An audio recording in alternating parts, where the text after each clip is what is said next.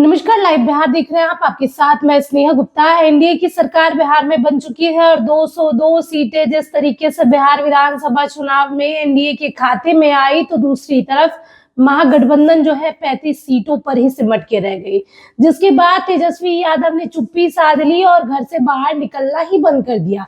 ना मीडिया से बातचीत करते हैं, ना वजह बताते हैं कि आखिरकार इतनी करारी हार क्यों हुई। हालांकि जब से नतीजे आए तब से तेजस्वी यादव जो है विवादों के बीच घिरे हुए नजर आए। जहां एक तरफ रोहिणी आचार्य जो उनकी बहन है, उन्होंने गंभीर आरोप लगाए संजय यादव पर, रमीज पर, और आज तेजस्वी यादव बहुत दिन बाद रावड़ी आवाज से बाहर निकले हैं। और जो तस्वीरें हैं, हम चाहेंगे कि पहले आप इन तस्वीरों पर नजर डालिए।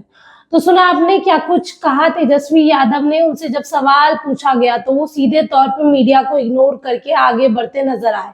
आपको ये भी जानकारी दे दें कि तेजस्वी यादव ने जिस तरीके से चुप्पी साधी है, उस पर सत्ता पक्ष लगातार कटाक्ष कर रहा है। खासकर जेडीयू के एमएलसी नीरज कुमार तो सीधे तौर पे कह रहे हैं कि कोप भवन से बाहर आइए और बताइए आखिरकार इतनी बड़ी हार की क्या कुछ वजह है, किस तरीके से आपको हार मिली है। और जिस तरीके से आप कह रहे थे कि 18 नवंबर को हम शपथ लेने जा रहे हैं, मुख्यमंत्री की कुर्सी संभालने जा रहे हैं, आखिरकार क्या हुआ, क्यों हार गए। और सुपड़ा तो बिल्कुल ही साफ हो गया। अगर आरजेडी की सीट की हम बात करें तो 26 से भी कम सीटें, यानी कि 25 सीटें सिर्फ आरजेडी ने अपने खाते में की और पूरे महागठबंधन जो है 35 सीटों पे सिमट के रह गया। जिसके बाद ये करारी हार जो है अपने आप में ही एक बहुत बड़ा सवाल खड़ा करती है कि आखिरकार कहाँ दिक्कत आ गई, कौन सी रणनीति में चूक गए। क्योंकि वोटर अधिकार यात्रा, बिहार अधिकार यात्रा, इतने बड़े बड़े वादे, इतनी बड़ी बड़ी घोषणाएं, उसके बावजूद भी तेजस्वी यादव सिर्फ 25 सीटों पर सिमट के रह गए। ऐसे में जब घर से बाहर निकले तो उदासी उनके चेहरे पे आपको साफ तौर पे नजर आ रही होगी, किस तरीके से पूरी तरीके से वो शांत है, कुछ बोल ही नहीं रहे, मीडिया से दूरी बनाए हुए हैं।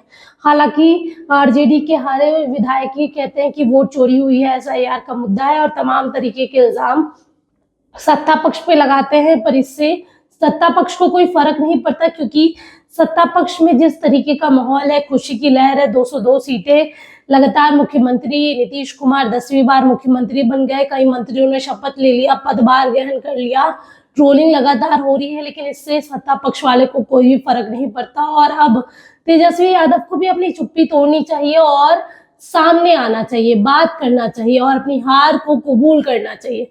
हालांकि माले की बात करें या कांग्रेस की बात करें, हर कोई कह रहा है कि कहीं ना कहीं हम लोगों से चूक हुई है। और जो 10,000 रुपए मुख्यमंत्री नीतीश कुमार ने महिलाओं के खाते में दे दिया, वो बड़ा फैक्टर रहा है। तो अब देखना होगा तेजस्वी यादव अब घर से बाहर तो निकले हैं, आखिरकार बातचीत कब करते हैं। आप बने रहिए हमारे साथ, तब तक के लिए बहुत बहुत शुक्रिया।